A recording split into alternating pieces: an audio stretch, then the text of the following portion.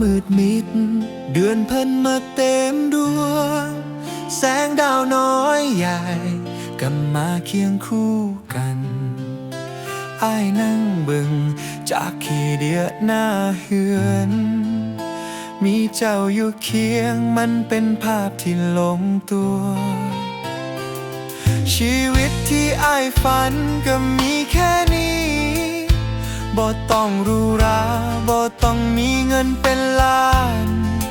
แค่มีเจ้ากับอ้ายได้ร่วมสร้างความฝันฮักกันทุกวันอยู่ที่เฮือนหลังนี้กับพ่อ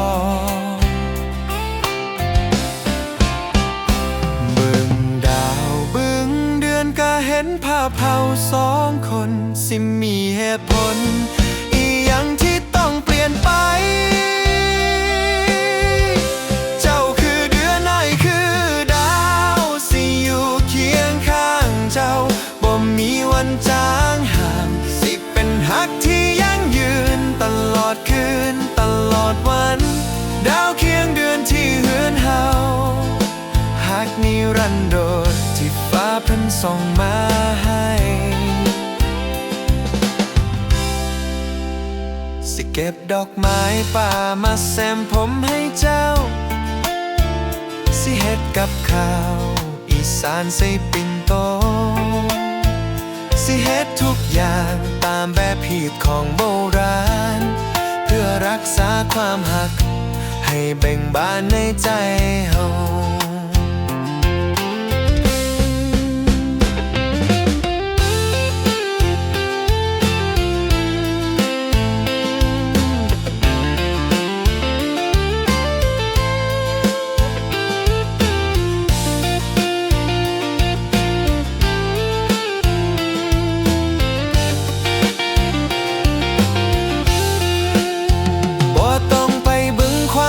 อยู่ไกลความสุขมันอยู่ที่ใจที่เจ้ามอบให้สิฮักมันจนกว่าดวงเดือนดับลับไป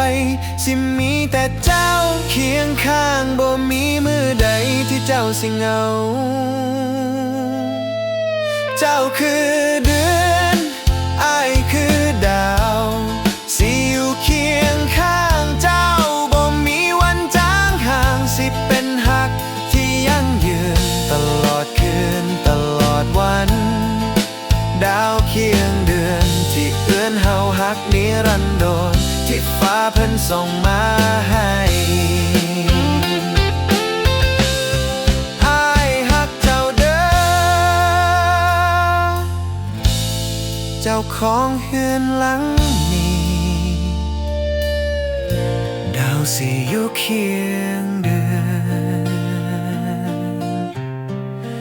ตลอดไป